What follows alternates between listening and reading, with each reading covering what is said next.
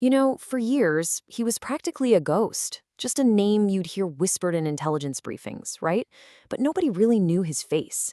And then, bam, in what felt like a flash, this totally unknown young guy is suddenly in charge of a nuclear arsenal. So, how on earth did that happen? Well, that's the story of Kim Jong Un we're diving into. Okay, so I want you to picture this. It's a bitterly cold December day in Pyongyang, and the city is just dead silent. Well, except for the sound of weeping. Millions of people are lining the streets in the snow, their faces filled with this grief that seems almost too perfect, too choreographed. This is the state managed funeral for Kim Jong il, and yeah, the whole world is watching.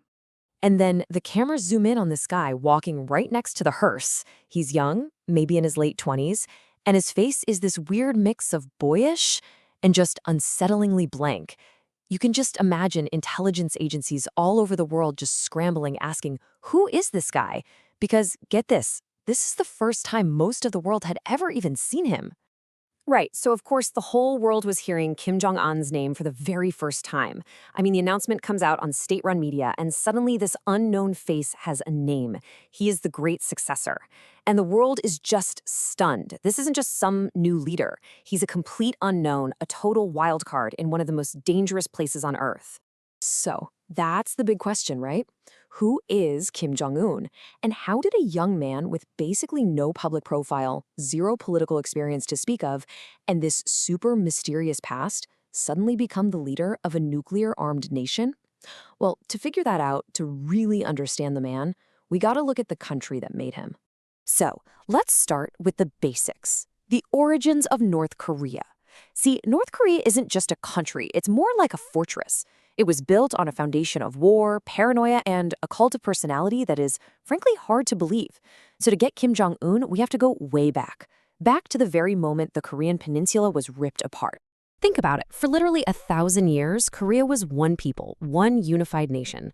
But then the 20th century happened. First, Japan annexes Korea in 1910, starting this brutal 35-year colonial rule. Then in 45, World War II ends, Japan surrenders, and Korea is finally free. But not really. The country is immediately divided. And by 1948, boom, you have two separate states, North and South Korea. I mean, can you just imagine a line being drawn right across your country, separating families, friends, an entire shared history, just split? That is exactly what happened to Korea. It became the front line of the Cold War. In the north, you've got a Soviet-backed communist government. In the south, a US-backed capitalist one. And that line, the 38th parallel, it became this permanent scar on the land. And in the north, in this brand new, totally isolated state, something really unique happened. A dynasty was born. Yeah, a family that would rule with an absolute iron fist, passing power down from father to son to grandson. They basically created the world's first ever communist monarchy. So let's break down this dynasty. First, you have the founder, Kim Il-sung. He ruled for 48 years and built this insane cult of personality around himself. Next up, his son, Kim Jong-il, the heir. He pretty much continued his father's brutal policies. And then, of course, the grandson, Kim Jong-un, who inherited all this power in 2011. So how do they pull this off? Well, a big part of it is this state ideology called juche. On the surface, it sounds pretty good, right? Self-reliance. But what it really means in practice is extreme isolation and elevating the supreme leader to godlike status. It's the perfect tool for control, convincing everyone that the outside world is evil and only the Kims can protect them. Okay, but here's where the story gets really weird. The guy who was supposed to inherit this completely isolated, paranoid kingdom, this god king in waiting, well, he wasn't even raised in North Korea. Nope. He was sent away to a place about as different from Pyongyang as you can possibly get. A quiet, peaceful town in Switzerland. Yeah, I'm not kidding.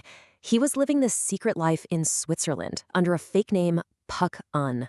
He went to this elite international school, learned German and English, wore all the cool Western clothes, and he was supposedly a huge basketball fan, like obsessed. His classmates just described him as this shy but stubborn kid. They had absolutely no clue who he really was. I mean, it's just a wild contrast, right? From a Swiss schoolboy to the supreme leader of the Democratic People's Republic of Korea. So how does a kid who grew up with American pop culture and Swiss chocolate become the leader of a country that's taught to hate the West? How does a quiet basketball fan turn into a ruthless dictator? That is the real mystery of Kim Jong-un. And for a little while, the world kind of held its breath. People wondered, hey, maybe this Western-educated guy will be a reformer.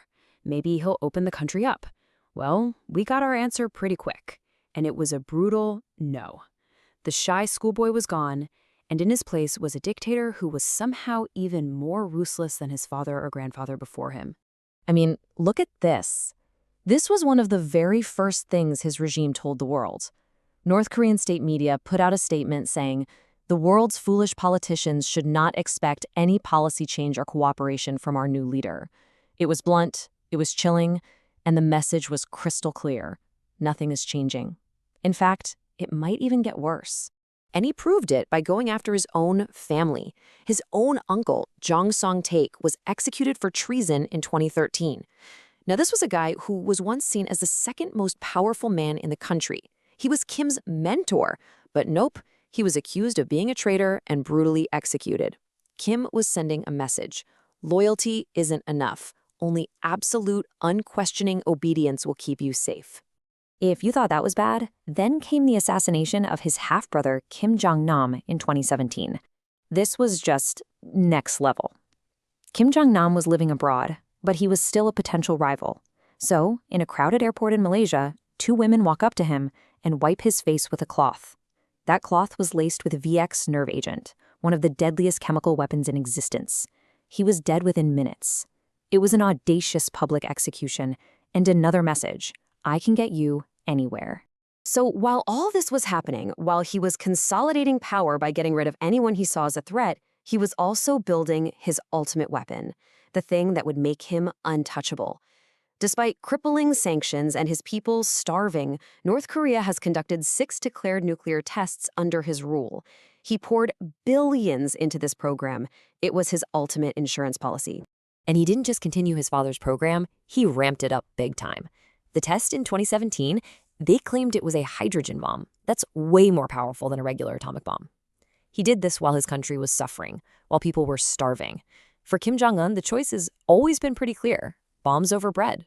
So that brings us to today. The shy Smith schoolboy is now a full-blown nuclear-armed dictator. But here's the thing. There are all these rumors about his health, and he has no clear official successor, which leads to a really unsettling question. What happens next? What happens if he's suddenly gone? There's actually this really interesting quote attributed to Kim Jong-il, Kim Jong-un's father. He supposedly said, "My sons are fools. They are not capable of ruling. My daughter has the mind and heart to rule."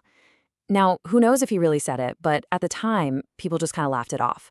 But now it seems pretty significant. Because right now, there seem to be 2 main potential successors. First, you have his sister, Kim Yo-jong. She's already a super powerful and influential figure in the regime, always by her brother's side. Then you have his young daughter, Kim Joo-ae. All of a sudden, she's being presented to the public at all these major state events. It's this fascinating choice, and honestly, the future of the whole country could depend on it. So, in a world that's already seeing so much conflict, what does the future of a nuclear-armed dynasty mean for the rest of us? The story of Kim Jong-un is really a story about our time. It's about power, family, and the terrifying logic of nuclear weapons. We don't know what's coming next for North Korea, but one thing is absolutely certain.